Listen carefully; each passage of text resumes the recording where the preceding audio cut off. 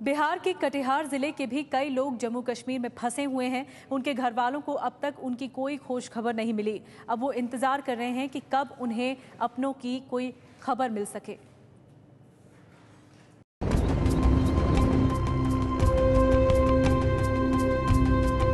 कश्मीर में बाढ़ और बारिश ने जो कहर मचाया है, उसमें बिहार के कटिहार जिले के कई लोग भी फंसे हुए हैं। ये लोग अपना घर छोड़कर कश्मीर गए तो रोजी रोटी कमाने के लिए, लेकिन बाढ़ की वजह से उनका घर परिवार से संपर्क ही टूट गया है। न उनका फोन आ रहा है, न ही उनकी कोई खोज खबर। अब उनके घर वाले दुआ कर रहे हैं कि वो सही सलामत जल्द लौटें।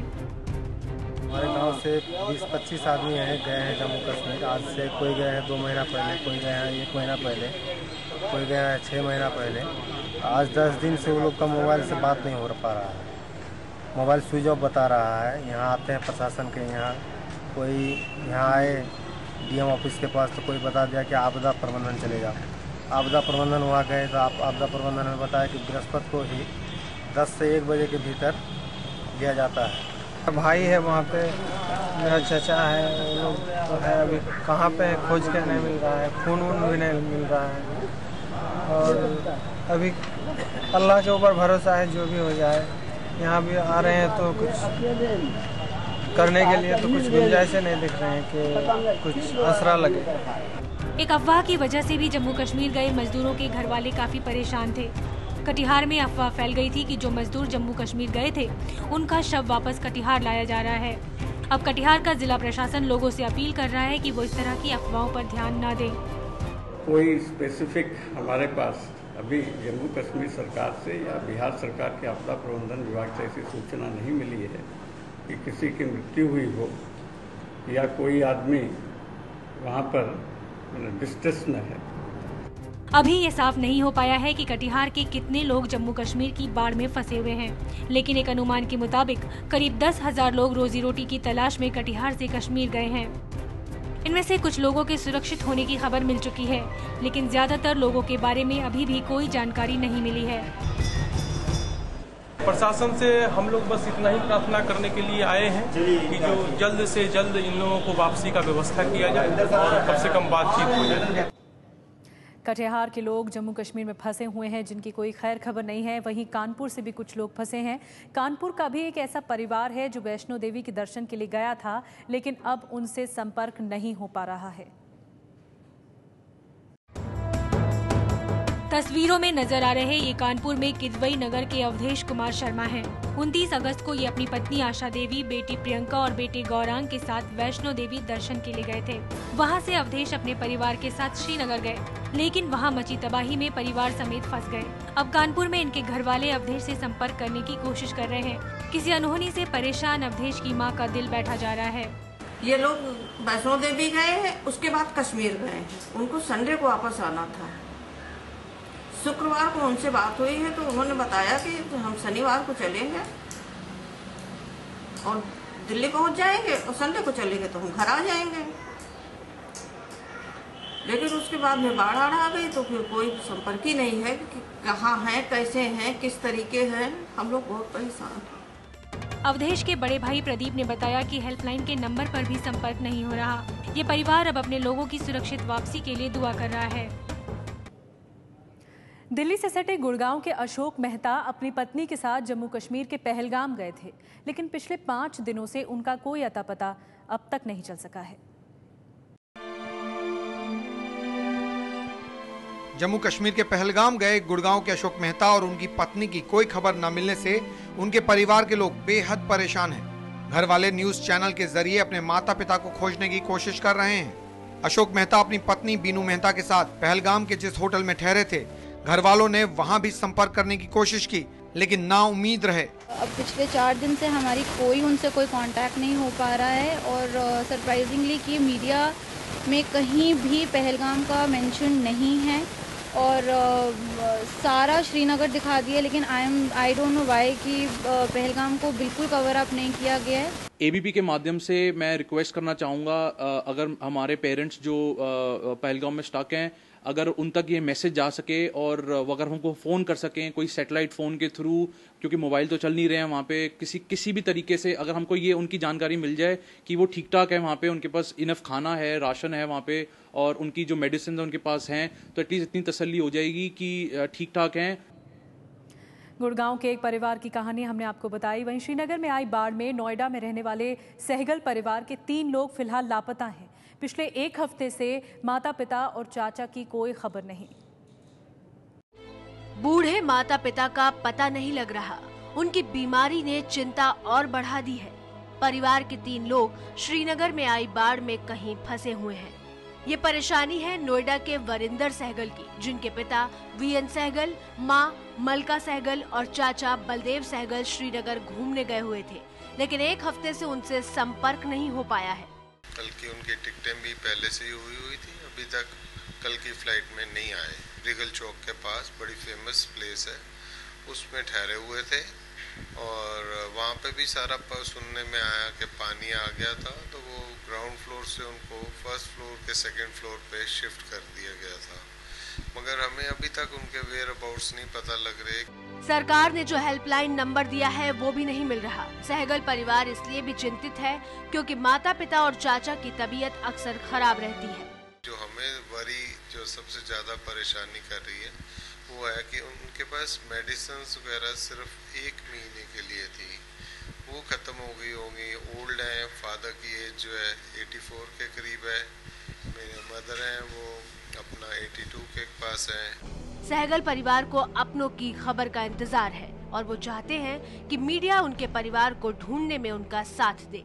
मैं यही चाहूँगा कि अगर आपका कोई रिपोर्टर या कुछ इस जगह मैं जो एड्रेस बताता हूँ, अगर वहाँ वो जाके उनसे कोई हमारी बात करवा दे एक बार, तो मैं बड़ा आभारी रहूँगा चैनल का और सारी मीडिया का। अलग अलग जगहों से लोग फंसे हुए हैं जो कि काम के सिलसिले में जम्मू कश्मीर गए थे। कुशीनगर में ऐसे कई मजदूर हैं जो रोजी रोटी की तलाश में जम्मू कश्मीर गए थे, लेकिन उनकी कोई खबर नहीं मिल पा रही।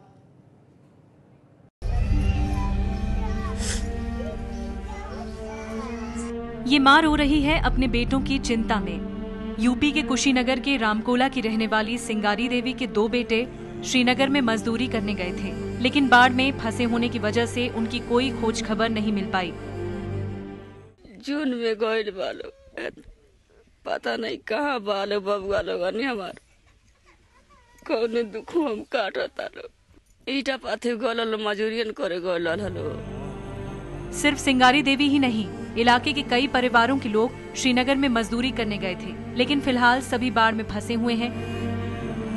रीता के पति राजेश भी श्रीनगर के पंथा चौक में बने एक ईंट की भट्टी में काम करने कश्मीर गए थे। अपने पति से बात नहीं हो पाने की वजह से रीता का रो रो कर बुरा हाल है। हमारे पति यहाँ गोला है कश्मीर, पता ना चलता कहाँ बाना कहाँ नहीं। शनिवार के फोन आये कदम बीच धार में बानी करवाई बार पानी में, असबार फोन न करिए रही अंतिम दिन है। पूरे कुशीनगर से कई लोग काम की तलाश में कुशीनगर गए थे, लेकिन राज्य में आई आपदा की वजह से इन लोगों की परेशानी काफी बढ़ गई है। न तो अपनों से संपर्क हो पा रहा है और न ही घर का चूल्हा जल पा रहा है।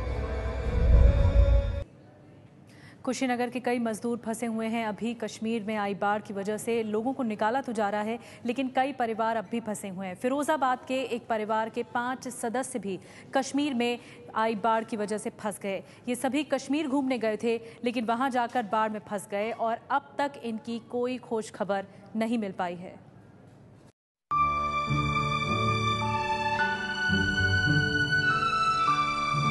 यूपी के फिरोजाबाद का ये परिवार दुआ कर रहा है कि उनके परिवार के वो 5 सदस्य सही सलामत हों जो जम्मू कश्मीर की बाढ़ में फंसे हुए हैं। परिवार के 5 सदस्य 23 अगस्त को घूमने के लिए कश्मीर गए थे। रविवार तक वो फोन पर अपना हालचाल बताते रहे, लेकिन रविवार के बाद से उनकी कोई खोज खबर नहीं है। हमारे घर से 5 लोग कश्मीर घूमने गए, 3 भाई, 1 बहन और हमारी माँ। तो वहाँ पर पानी बढ़ने की वजह से, बाढ़ के आने की वजह से वहाँ से लोग आ नहीं सके। अपने घर वालों की खोज खबर लेने के लिए ये लोग हर उस जगह पर जा रहे हैं जहाँ से इन्हें थोड़ी भी उम्मीद है, लेकिन अब तक मायूसी ही इनके हाथ लगी है। अब कामरान के परिवार ने तय किया है कि वो तब तक कुरान शरीफ पढ़ते रहेंगे जब तक सभी 5 सदस्य सही सलामत नहीं लौट आते। अल्लाह पर भरोसा करके उनकी सलामती के लिए दुआ कर रहे हैं कि वो जहाँ कहीं भी हो अपने असल खैर हो।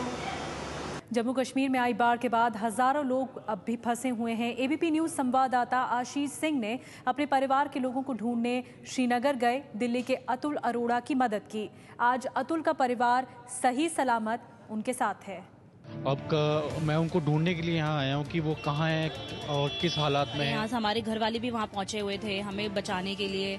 उन्होंने कुछ अप्रोच लगाई, कुछ रिपोर्टर्स उनसे मिले, कुछ उन्होंने मीडिया ने कुछ हेल्प की उनकी। हमें एबीपी न्यूज के मिस्टर आशीष मिले, वो एकदम से अपने सारे रिपोर्टर्स को अपने जितने भी लिंक्स है उनको रिपोर्ट किया कि यहाँ से उनको फटाफट निकालिए।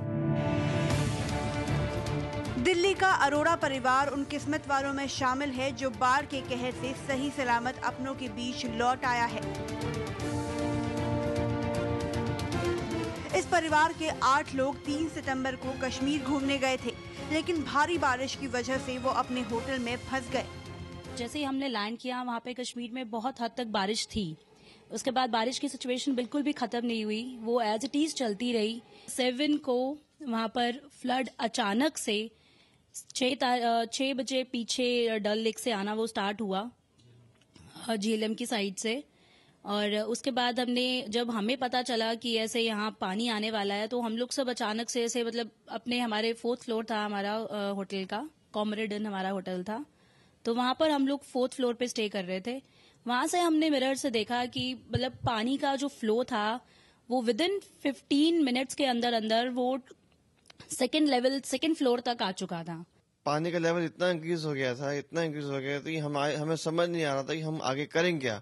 हमारा ऊपर का जो फ्लोर है ये सब कुछ उड़ गया था कि हम क्या करें आगे। गाड़ियां, बच्चे, घर और जो हमारा होटल का खाना था सारा बह गया हमारे सामने। सारा सब कुछ एवरीथिंग खत्म हो गया।